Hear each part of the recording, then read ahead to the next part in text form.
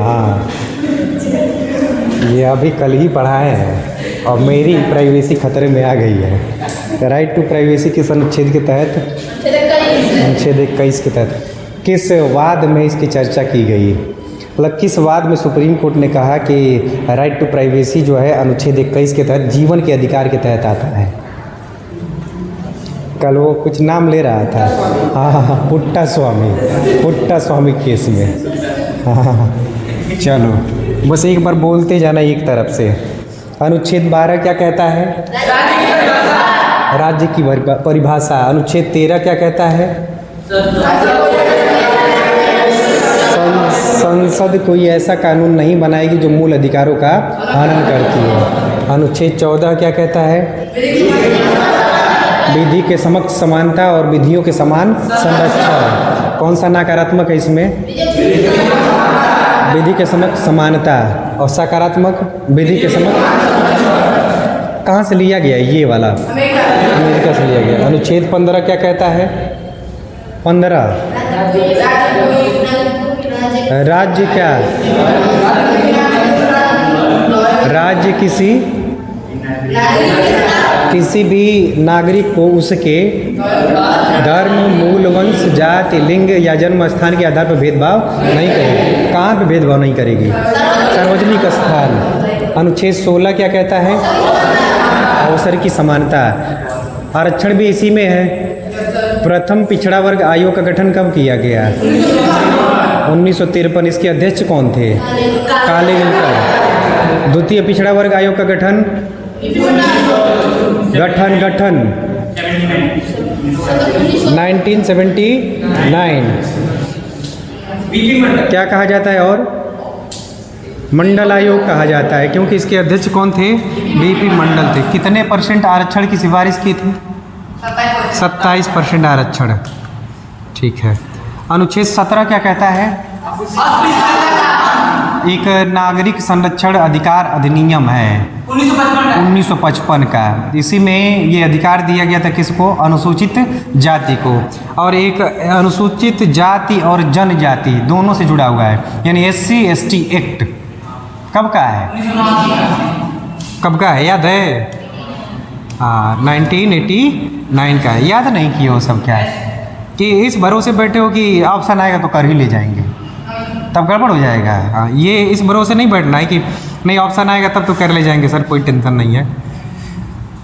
अब एग्ज़ाम का पैटर्न बदलता जा रहा है ना, तो लिखवा रहा है सारा का सारा, है ना। तो यही था मैटर। चलो फिलहाल आगे बढ़ते हैं। अनुच्छेद 18 क्या कहता है? अपराधियों का अंत। ये जो नागरिक सम्मान है भारत में दिए जाते हैं, ये कब शुरू किया गया था? 1954। कब बंद कर दिया गया था? 1978 में। और कब फिर से शुरू कर दिया गया? 1980 में शुरू कर दिया गया। 1980 में शुरू कर दिया गया। उसके बाद भारत का दूसरा सर्वोच्च नागरिक सम्मान कौन सा है? पद्म विभूषण या पद्म भूषण? पद्म विभूषण। ठीक है। अनुच्छेद 19। अनुच्छेद 19 क्या कहता है? स्वतंत्रता का अधिकार। कैसी स्वतंत्रता? अनुच्छेद 19 खंड 1 उपखंड A या क बताना। ये क्या कहता है? विचार और व्यक्ति की स्वतंत्रता। इसी के तहत और कौन कौन से अधिकार हैं? मीडिया यानी प्रेस को आज़ादी किस अनुच्छेद के तहत? इसी के तहत प्रेस या मीडिया को। सूचना का अधिकार, सूचना का अधिकार इसी के तहत। झंडा फहराने का अधिकार इसी के तहत। और शांत रहने का भी अधिकार इसी के तहत, है ना। ये सभी अधिकार। अनुच्छेद 19 खंड 1 उपखंड B क्या कहता है? शांतिपूर्वक शस्त्र रहित सम्मेलन की आज़ादी। अनुच्छेद 19 खंड 1 उपखंड C क्या कहता है? संगठन बनाने का अधिकार, संगठन या सहकारी समिति बनाने का अधिकार। अनुच्छेद 19 खंड 1 उपखंड डी क्या कहता है? क्या भारत में भ्रमण करने का अधिकार। अनुच्छेद 19 खंड 1 उपखंड ई क्या कहता है? भारत के क्षेत्र में कहीं भी निवास करने का अधिकार।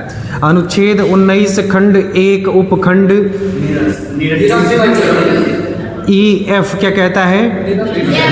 निरसित कर दिया गया है, हटा दिया गया है। संपत्ति की स्वतंत्रता की बात करता था। अनुच्छेद 19 खंड 1 उपखंड जी क्या कहता है? कोई भी व्यवसाय करने का अधिकार। तो क्या कौन सा व्यवसाय करें? हाँ, जो लीगल हो, विधि सम्मत हो, उसके लिए शब्द प्रयोग करेंगे विधि सम्मत हो, लीगल हो। विधि सम्मत का मतलब है जो कानून के हिसाब से क्या हो, सही हो, है ना, वो व्यापार हम कर सकते हैं, व्यवसाय कर सकते हैं। अनुच्छेद 20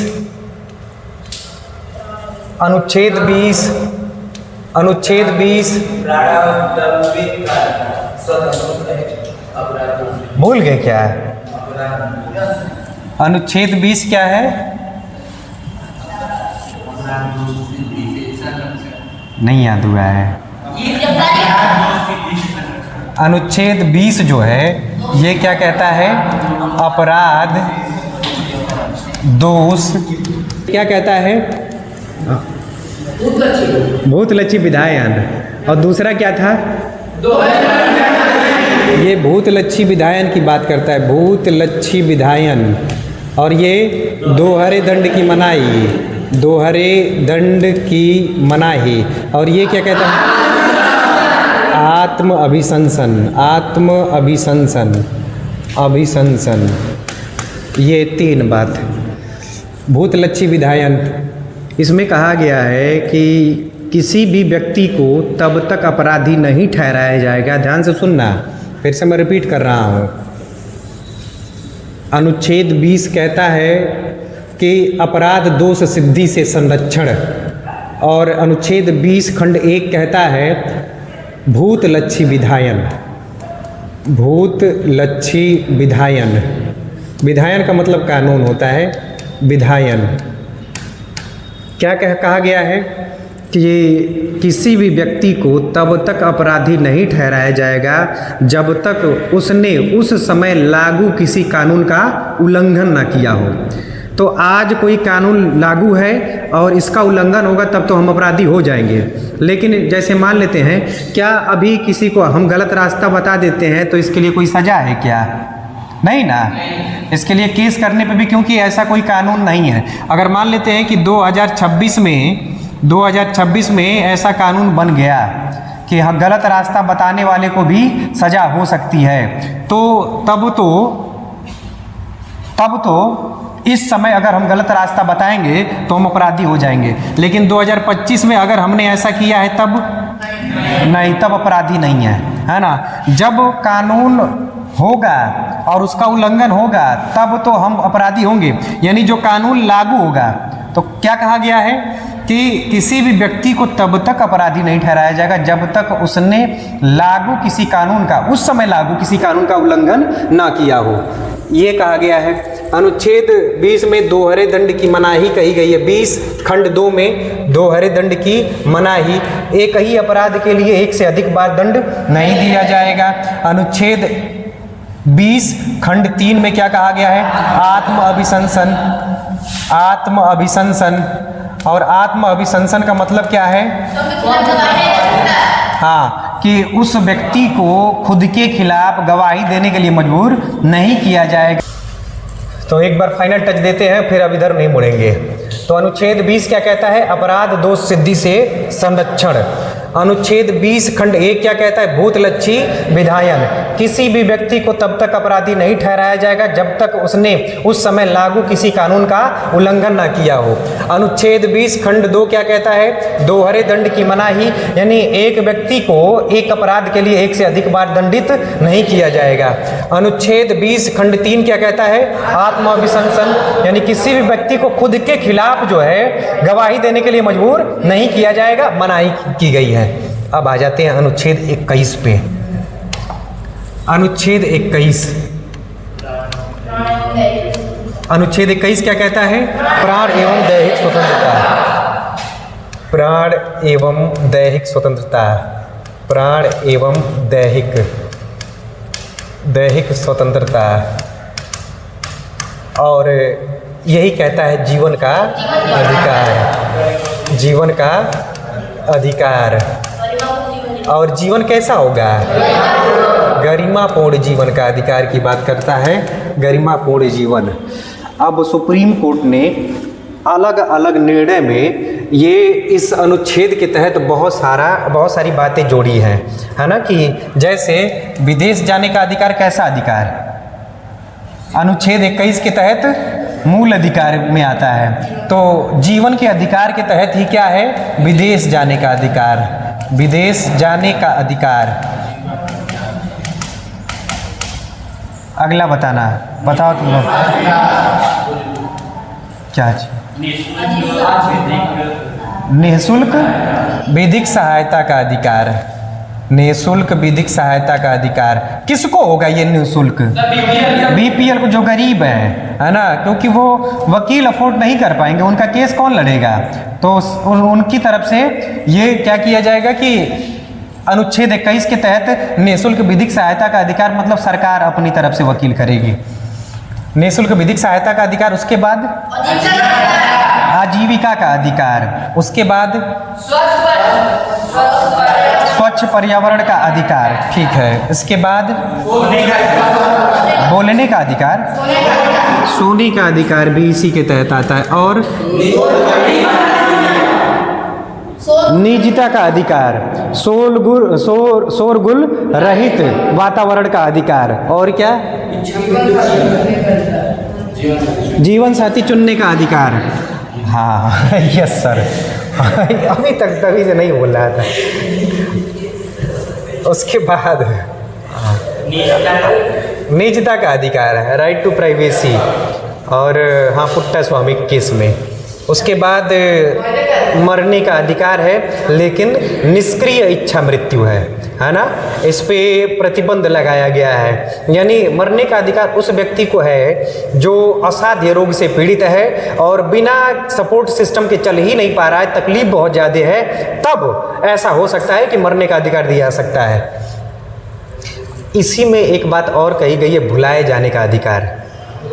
भुलाए जाने का अधिकार का मतलब कई बार हम कुछ चीज़ें उल्टे सीधे काम कर देते हैं और वो वीडियो बना के और पता चला कि कहीं वो तैर रहा है ना वो वीडियो, उसकी वजह से हमारी बदनामी होती रहती है। हम चाहते हैं कि वो हट जाए, तो हट जाए तो कैसे हटेगा? तो उसको भुलाए जाने का अधिकार है, उसको ख़त्म करने का अधिकार है ना। कई बार नहीं ऐसा होता है, ऐसे काम हमारे रहते हैं, कई बार ऐसा फ़ोटो हमारा आ जाता है कि हम सोचते हैं कि वो हट ही जाए, डिलीट ही हो जाए, तो फिर ऐसा हो जाना चाहिए कि नहीं, हट जाना चाहिए कि नहीं? तो वही चीज़ भुलाए जाने का अधिकार भी ये हाल ही का है। अब उसके बाद अनुच्छेद 22, अच्छा 21A क्या कहता है? अनुच्छेद 21 कहता है 6 से 14 वर्ष के बच्चों को निःशुल्क और अनिवार्य शिक्षा प्रदान किया जाएगा। ये बात यानी कि निःशुल्क और अनिवार्य शिक्षा का अधिकार है। यहाँ एक अधिनियम आया था, शिक्षा का अधिकार अधिनियम, एक बार फिर से सीक्वेंस से कर देते हैं। अनुच्छेद 21A क्या कहता है? 6 से 14 वर्ष के बच्चों को निःशुल्क और अनिवार्य शिक्षा का अधिकार। कब इसको जोड़ा गया? 86वां संविधान संशोधन, ये 2002 में जोड़ा गया था। एक अधिनियम पारित किया गया था, शिक्षा का अधिकार अधिनियम। ये कब का है? शिक्षा का अधिकार अधिनियम, ये कब का है? 2009 का है, 2009 का। लागू कब हुआ? 2010 में लागू हुआ था। अब आ जाते हैं अनुच्छेद 22। अनुच्छेद 22 क्या कहता है? अनुच्छेद 22 क्या कहता है? कुछ दशाओं में गिरफ्तारी और नज़रबंदी से संरक्षण, नज़रबंदी से संरक्षण, बंदी से संरक्षण, नज़रबंदी से संरक्षण। क्या कहा गया इसमें कि जिस व्यक्ति को गिरफ्तार किया जाएगा उसके पास कौन सा अधिकार होगा कि वो तो गिरफ्तार होने वाला व्यक्ति कारण पूछ सकता है कि हमें किस कारण से गिरफ्तार किया जा रहा है। और क्या उसके पास अधिकार है? मनपसंद वकील चुनने का अधिकार है। वो अपने हिसाब से वकील से बात कर सकता है, परामर्श ले सकता है। उसके बाद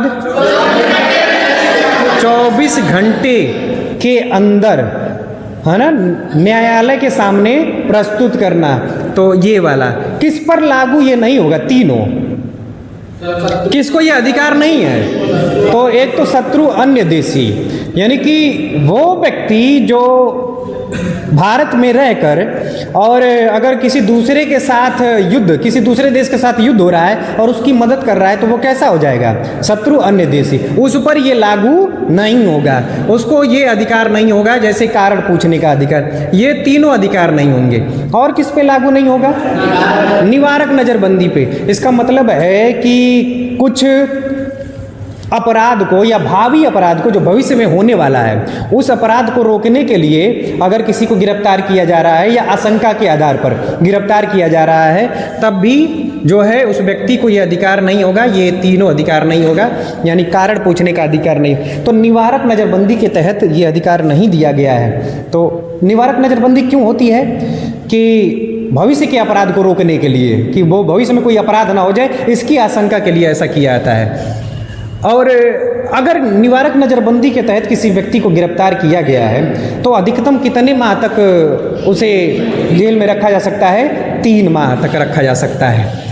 उसके बाद अनुच्छेद 23, एक थोड़ा सा ये पेन ऐसा दो ना कि गड़बड़ हो रहा है ना, ये आधा चल रहा है कुछ गोल, हाँ गोल साइड देखो। अच्छा हाँ, इससे भी हो जाएगा, पकड़ो। हाँ ये वाला अच्छा पेन है, ये चलता है। अच्छा यही है ना सेम। अनुच्छेद 23, अनुच्छेद 23। तो यहाँ से हमारा शुरू होता है आज का कार्यक्रम। अनुच्छेद 23 क्या कहता है? मानव व्यापार, यानी मानव तस्करी, है ना। ह्यूमन का व्यापार नहीं किया जाएगा, इसको दुर्व्यापार कहते हैं। तो मैं यहाँ पे लिख दे रहा हूँ मानव व्यापार,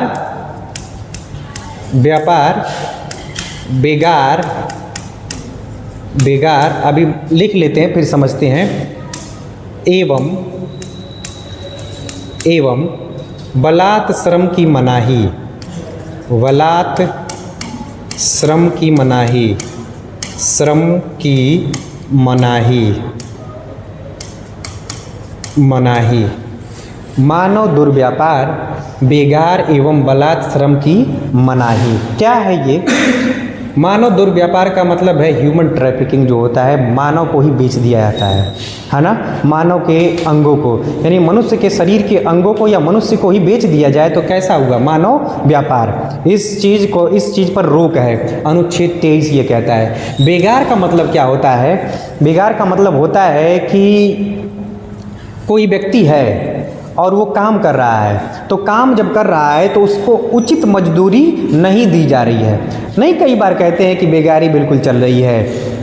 बेगार का मतलब यही है कि जो व्यक्ति काम करने वाला है, अगर 8 घंटे वो काम कर रहा है तो 8 घंटे की जितनी मजदूरी हो रही है उतना मजदूरी दे दिया जाए। अगर मान लेते हैं मजदूरी कितनी है 500 और उसे 200 ही दिया जाए, तो ये क्या कर रहा है? फिर बेगारी कर रहा है। इसी को हम क्या कहते हैं? बेगार, यानी उचित मजदूरी ना देना। फिर बलात् श्रम, हमारी इच्छा के बगैर अगर मुझसे कोई काम करा रहा है तो वो क्या हो जाएगा, बलात्श्रम हो जाएगा। तो तीनों शब्द का मतलब, बेगार का मतलब है कि उचित मजदूरी ना देना, बलात्श्रम का मतलब है कि इच्छा के विरुद्ध उससे काम कराना उस व्यक्ति से, तो ये क्या हो जाएगा, बलात्श्रम। यानी मानव व्यापार नहीं होगा। फिर मानव व्यापार में वेश्यावृत्ति भी जो आती है, जो रेड लाइट एरिया होता है, ये भी रोका गया है। किसी से ऐसा कोई काम नहीं कराएगा जो कि पहले हुआ करता था। फिर बेगार ये भी रोका गया है, फिर बलात्श्रम भी रोक दिया गया है, इसकी मनाही की गई है। कौन सा अनुच्छेद, अनुच्छेद 23। मानव व्यापार का मतलब मानव तस्करी नहीं की जाएगी, उसके अंगों की भी तस्करी नहीं की जाएगी कि किडनी उन्नी निकाल के बेचना शुरू कर दिए हैं, मानव तस्करी नहीं की जाएगी। बेगार का मतलब, हाँ, जो मजदूरी होती है वो मजदूरी नहीं देना, उचित मजदूरी ना देना। बलात्श्रम का मतलब, हाँ, उसके इच्छा के विरुद्ध काम कराना। ये तीनों। नींद आ रही है क्या?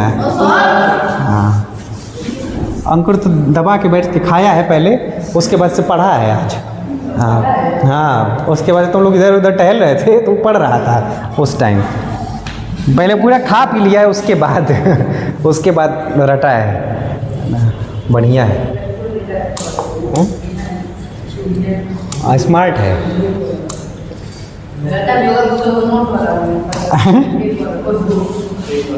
एक दो, हाँ, नहीं उसको नहीं पढ़ा है, उसको नहीं पढ़ा है, पढ़ रहा था, वही नोट्स पढ़ रहा था, नोट्स पढ़ रहा था, क्योंकि नोट्स पढ़ेगा फिर उसके बाद से उसको ऐड ऑन करेगा, है ना। तो हाँ, नहीं तो खिचड़ी पका देगा, तब तैयार नहीं होगा।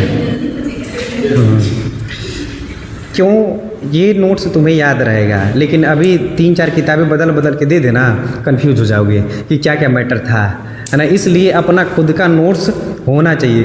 किसी भी चीज़ की तैयारी कर रहे हो या कोई पढ़ाई कर रहे हो, नोट्स जरूर होना चाहिए। अनुच्छेद 24 क्या कह रहा है? अनुच्छेद 24 ये क्या कहता है? ये कहता है 14 वर्ष से कम आयु के बालकों को कारखाना, हाँ, 14 वर्ष से 14 वर्ष से कम आयु, 14 वर्ष से कम आयु के बच्चों को कारखाना यानी फैक्ट्री, कारखाना, खान यानी माइनिंग तथा खतरनाक काम, वो कोई भी काम हो सकता है जिसमें जान का खतरा हो, खतरनाक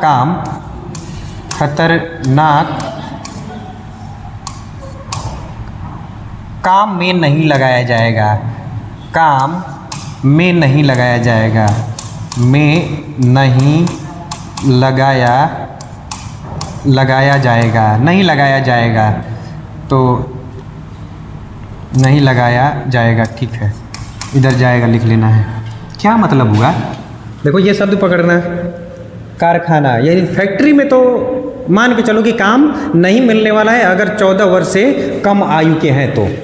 दूसरा, खान, माइनिंग जो होती है उसमें भी काम नहीं करने के लिए, मतलब 14 वर्ष से कम है तो माइनिंग में भी काम की मनाही कर दी गई है। और खतरनाक काम, कोई भी काम जिसमें जान का खतरा होता है। तो ये 14 वर्ष से कम आयु के जो बच्चे हैं इनको यहाँ पर निषेध कर दिया गया है, रोक दिया गया है, यहाँ पे काम नहीं दिया जाएगा। अब एक अधिनियम पारित किया गया 1986 में, है ना, यही बाल श्रम नियंत्रण एवं निवारण अधिनियम। तो अलग से लिखना है, बाल श्रम नियंत्रण एवं निवारण अधिनियम। और ये कब का है? तो ये 1986 का है, 1986 का है, 1986 का। तो ये अधिनियम पारित किया गया है इसी अनुच्छेद को आधार बनाकर। और इसमें कहा गया है कि अगर कोई व्यक्ति 14 वर्ष से कम आयु के बालक को फैक्ट्री में काम दे रहा है तो दंडनीय अपराध है, उसे जेल हो जाएगी, है ना। इसी अधिनियम में कह दिया गया है। क्या है अधिनियम का नाम? बाल श्रम नियंत्रण एवं निवारण अधिनियम 1986। इसी में ये बात कही गई है। क्या चाय की दुकान पे कोई बच्चा कम उम्र का है, काम कर रहा है, तो उस व्यक्ति को जो चाय की दुकान पे उस बच्चे को लगाया है तो उसे सज़ा होगी कि नहीं होगी? चाय कोई खतरनाक काम नहीं है, देखो ना, शब्द पकड़ना है ना, कोई कंपनी नहीं है ना। सुनो सुनो, पढ़ना चाहिए, वो अधिकार है उसका। लेकिन मैं क्या पूछा हूँ कि क्या उसे सज़ा होनी चाहिए क्या? तो सज़ा तो नहीं होगी, क्योंकि यहाँ पे क्या कहा गया? कारखाना। क्या चाय की दुकान कोई फैक्ट्री है? नहीं। माइनिंग है, खनन नहीं हो रहा है ना, और ख़तरनाक काम है नहीं, तो वहाँ पे नहीं हो सकता। और कई बार परिस्थिति, अगर मान लेते हैं उसकी रोजी रोटी उसी पे चल रही है, तब तो उसको आप इस नाम पे उठा के जेल में डाल दे कि ये बाल श्रम नियंत्रण एवं निवारण अधिनियम के तहत क्या है, दंडनीय अपराध है, जेल में चलो, तो ये गलत हो जाएगा। तो ये शब्द याद रखने, ये शब्द पे लागू हो जाएगा, है ना। खतरनाक काम कोई भी हो सकता है, नहीं ऐसा नहीं है। अब ऐसा नहीं कि सारे शब्द लिखे जा सकते हैं, अपवाद हर जगह है, अपवाद हर जगह है। बस ये है कि संविधान के हिसाब से कौन कौन से काम और बाकी काम इसमें लिखे गए, इस अधिनियम, तो इसको पढ़ना पड़ेगा। अभी फिलहाल इतना केवल जानते हैं कि ये तीनों काम नहीं होना चाहिए। अनुच्छेद 24 कहता है, अनुच्छेद 25, अनुच्छेद 25 अब बताना पहले तो। अनुच्छेद 20 खंड 2 क्या कहता है? वही केवल याद भी है, हाँ पहला भी है, और तीसरा तो हाँ, तो भूत लक्ष्य विधान में क्या है?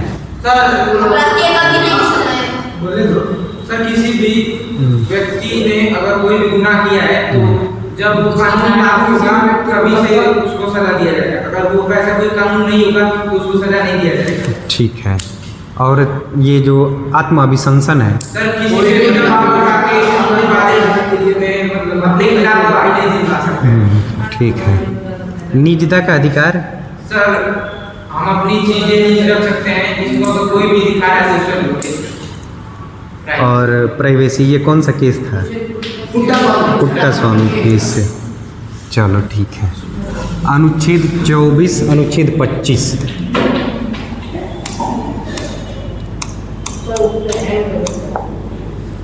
अनुच्छेद 25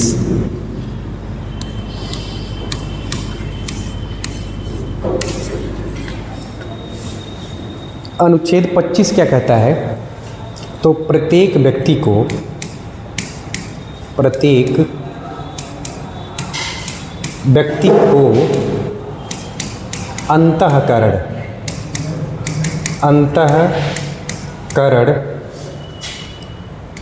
की स्वतंत्रता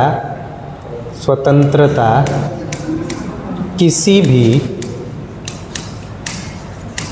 भी धर्म को मानने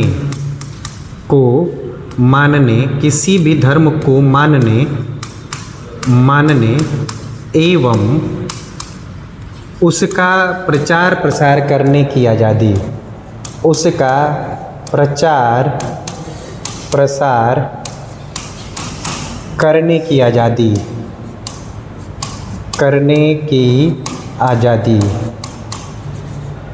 आज़ादी।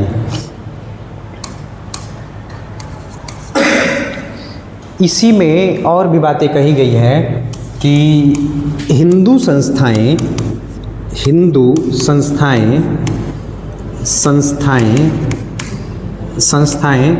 सबके लिए खोली जाएंगी, मतलब हिंदू के लिए।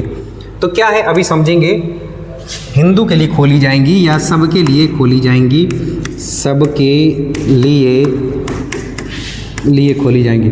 और सिखों को कृपाण रखने का अधिकार, वो छोटा सा, तो देखो ये अनुच्छेद में है ना।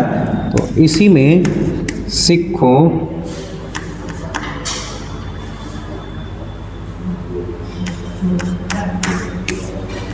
सही लिखे हैं क्या? सिख सही है? कैसे लिखा जाता है?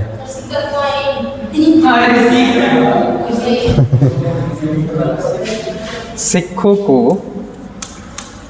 कृपाण, छोटा वाला चाकू नहीं होता है वो, रखने की आज़ादी। तो ये सिख नहीं है ना।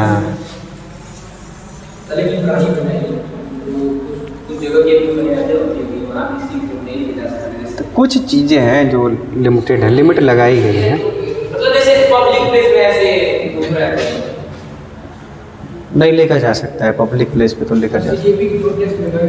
हाँ और क्या, तलवार वलवार लेकर गए थे अपना। हाँ सीजेपी में लेकर गए थे और तलवारबाजी भी की वहीं पे, है ना। स्कूल में नहीं, स्कूल के अपने नियम है। स्कूल में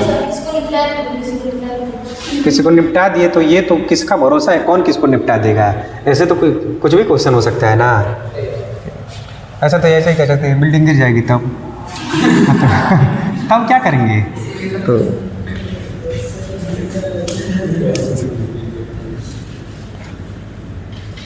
अब इसको समझ लेते हैं क्या कह रहा है। हाँ, दो ही धर्म के बारे में बताते हैं ना, अभी बताएं। तो अनुच्छेद 25 क्या कहता है? कहता है प्रत्येक व्यक्ति को अंतःकरण की स्वतंत्रता, किसी भी धर्म को मानने एवं उसका प्रचार प्रसार करने की आज़ादी है। अंतःकरण का मतलब है कि अपने अंतर मन से, जो इनर कॉन्शियस होता है, हम डिसाइड कर लेते क्या सही है क्या गलत है, तो उसके हिसाब से हम किसी भी धर्म को मान सकते हैं।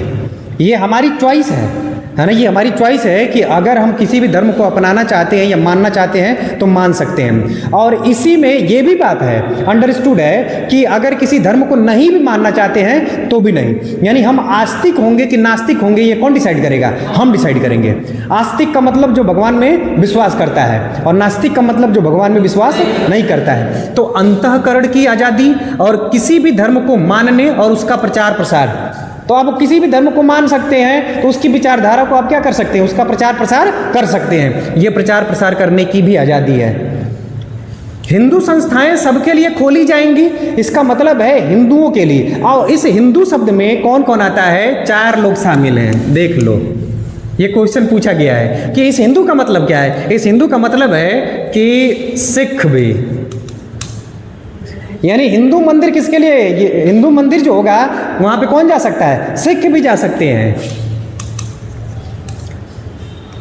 बौद्ध भी, यानी बौद्ध धर्म को भी किसमें शामिल किया गया है? हिंदू के तहत। और जैन भी, यानी बौद्ध धर्म का कोई व्यक्ति, जैन धर्म का कोई व्यक्ति अगर हिंदू मंदिर में जाना चाहे तो जा सकता है। यही हिंदू शब्द में ये 3, और हिंदू अपने आप में शामिल है। तो अगर पूछा जाए हिंदू शब्द के अंतर्गत कौन कौन शामिल है?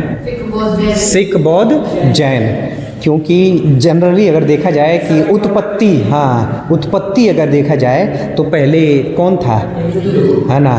तो इसलिए हिंदू शब्द के अंतर्गत हिंदू संस्थाएं सबके लिए खोली जाएंगी। सबके लिए मतलब इनके लिए, है ना। क्लियर है ना। और अगला है सिखों को कृपाण रखने का अधिकार। छोटा वाला जो चाकू रखते हैं वो कृपाण है, और इनका ये कॉन्स्टिट्यूशनल राइट है, ये रख सकते हैं। क्लियर है ना। चलो अनुच्छेद 26 एक बार बता दो, पहले अंकुर बताएगा।